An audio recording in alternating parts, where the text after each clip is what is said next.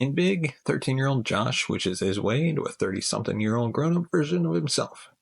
The trope of a mind-body mismatch was certainly nothing new in 1988, and in fact, the late 80s had a whole slew of movies featuring this exact same plot. They include the likes of Vice Versa, Like Father Like Son, 18 Again, and Dream a Little Dream, all released within the span of a single year. The other point of commonality those films share are, of course, they're all pretty crappy.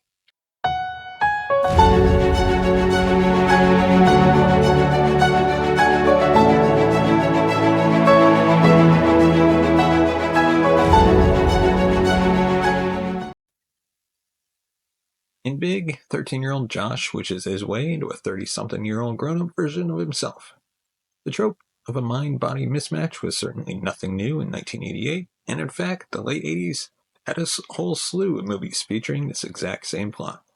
They include the likes of Vice Versa, Like Father Like Son, 18 Again, and Dream a Little Dream, all released within the span of a single year. The other point of commonality those films share are, of course, they're all pretty crappy. Big is the outlier in that regard. I was about the same age as teen Josh when I first saw the movie, and I found myself enamored with the possibilities of instant adulthood, getting a job at a toy maker, and renting a sweet New York City penthouse, and flirting with someone who had eventually and inexplicably agreed to become my girlfriend. Teen me was most likely motivated by this last point.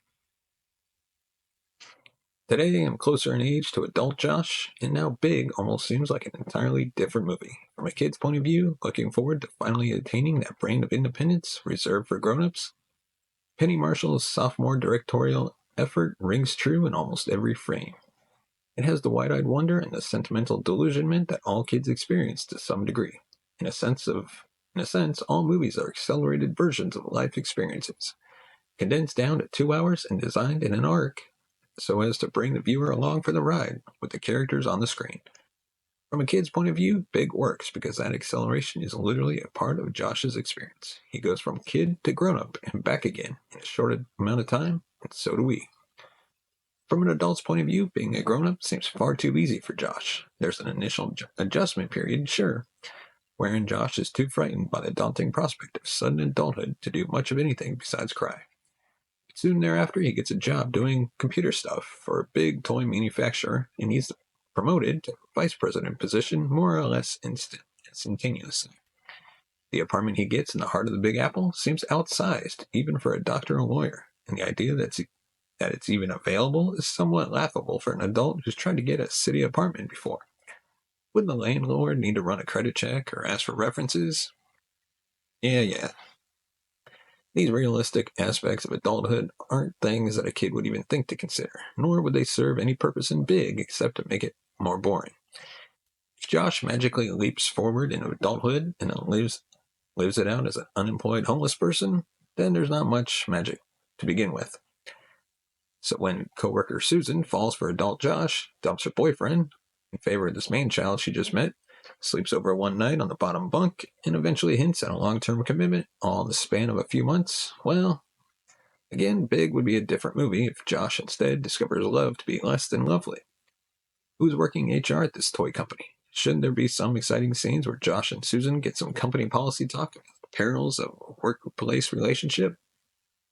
It should be noted that Hollywood has aged since 1988, such that they don't make movies steeped in sentiment like this anymore. Penny Marshall hit the sweet spot with Big after a ho-hum debut in Jumpin' Jack Flash, and she would continue on with Awakenings and A League of Their Own to create similar feel-good experiences. If this movie came out in 2018, 30 years after the actual release of Big, it would almost undoubtedly cue toward the more mundane aspects of adulthood that we previously mentioned. There would almost certainly be a greater focus on sex and a teen boy's naivety in the arena. There would absolutely be a sequel or two, like Bigger, or a prequel called Small, where Josh reverts to infancy.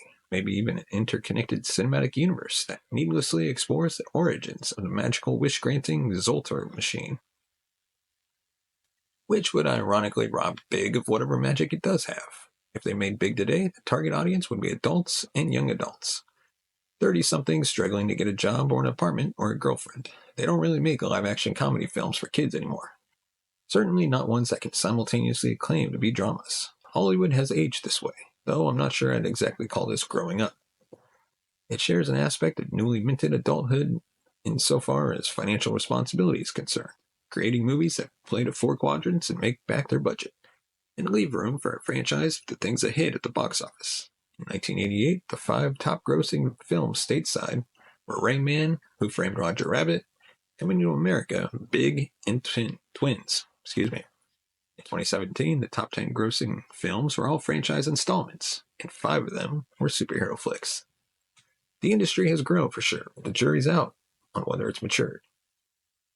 So watching Big as an adult didn't so much make me yearn for childhood as it made me yearn for the movies of childhood, for that experience of a cinematic story of the kind Hollywood may never make again.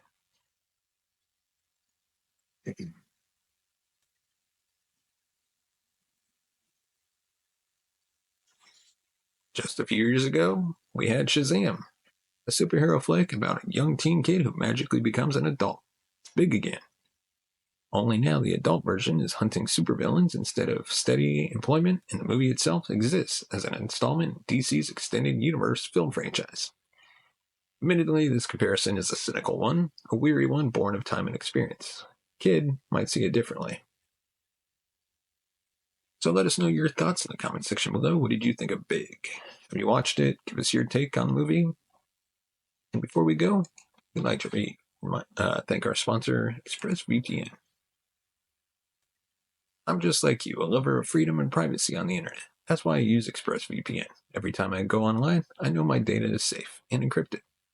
With just one click, I can access content from around the world, including, for those interested, it would include OnlyFans.